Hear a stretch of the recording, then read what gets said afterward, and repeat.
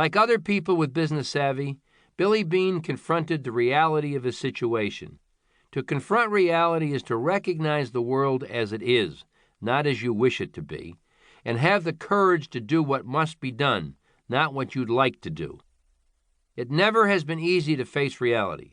There are a plethora of psychological reasons why people in all areas of life, not just business, shrink from it. But the price of unrealistic business thinking is rapidly heading upward because the game is going into uncharted territory. Everyone senses that business conditions are different from those of a few years ago. Yet few grasp just how fundamental the changes are and how swiftly they are overtaking businesses of all kinds.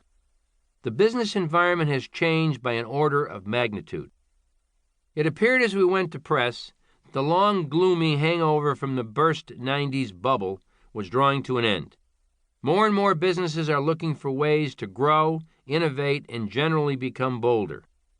The recovery could get derailed, of course, but let's assume it's still on track by the time you're listening to our book.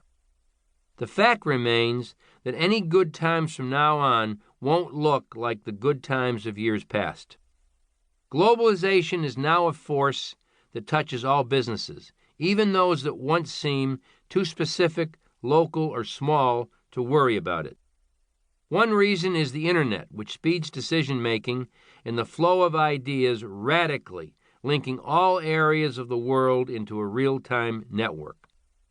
Another is the vast credit expansion of the past decade. Immense and highly mobile flows of capital have created worldwide overinvestment, along with overcapacity in industries from autos to consumer electronics to software. Together, these forces have helped to create a global buyer's market. The result is one of the biggest changes in business history, an unprecedented shift of power from the owners and managers of capital to consumers and intermediaries, including especially giant retailers such as Walmart. Global cost parity is becoming everybody's benchmark. New and unexpected competition can come from anywhere. New products become commodities almost overnight. Lack of pricing power and relentless pressure on profit margins will continue to haunt businesses regardless of whether the economy is weak or strong. These changes have the potential to obliterate your business or to take it to an entirely different level. Which will it be? That largely depends on how realistically you understand your position in the ever-shifting business environment and translate that understanding into your financial goals and action plans. Regardless of whether you are being hit by these changes today or in the longer term, the imperative is to recognize the position of your business and take action.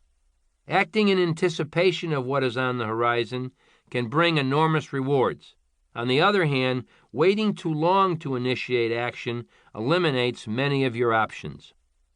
Leaders with business savvy do this as a matter of course. It is often said that this skill is inherent. It's part of a person's genetic makeup. Some people are indeed born with it. We know a number of them personally. But we believe it can be developed by just about any good business person. Business savvy is the art of understanding the fundamentals driving your business and the connections among them.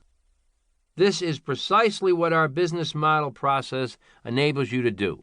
It gives you a new way to develop an integrated picture of your business reality, calculated at the very beginning of any effort to plan your course and then recalculated regularly as circumstances change. The picture of reality will enable you to answer the following questions. Is the how of making money in my business and industry changing? Who is winning in my industry? Who is not winning, and why? How specifically are the winners making money? If my business is a winner, what do I need to do to stay on top? Conversely, if I need to change my game, what specifically should I be doing? Am I in a growth industry or not? If not, and I want to continue playing in the game, how do I change it or play it better than the competition? Is my organization moving quickly to spot and take advantage of growth opportunities generated by these changes? Some people try to fend off disruptive forces of change by denouncing or ignoring them. But in this new environment, confronting reality has to become a leadership priority of the highest order, a non-negotiable behavior for everyone at all levels of an organization.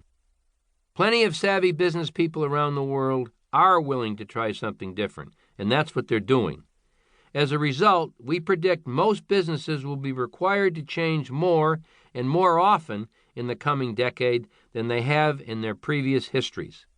And if they stick with their old practices and behaviors, a great many won't be able to handle the changes. That doesn't mean that everybody will have to be changing everything all the time. We don't agree with the gurus who insist that revolution and reinvention have to be part of the daily leadership agenda. Knowing what to change and what not to change will be another important challenge in this turbulent era. This you can only know by confronting reality with a rigorous business model. We start in Part 1, Why Confront Reality, by explaining the forces of change that are permanently altering many industries. Part 2, Confronting Reality with the Business Model, explains our business model and illustrates how business-savvy leaders have used its principles. Part 3, Making the Right Choices About Change, shows how EMC, Cisco, Home Depot, 3M, and the Thomson Corporation used the business model framework to decide what they needed to change and what could be left alone. And Part 4, How to Prepare for Change, provides insight into how you should anticipate future events, how to condition your culture for the changes required, and most importantly, how to develop the leaders who can succeed in this tumultuous environment. We conclude with a letter to our friend Jane, a business unit manager facing both danger and opportunity, with some ideas about how she and her team can better confront reality. Now, go forth and confront reality.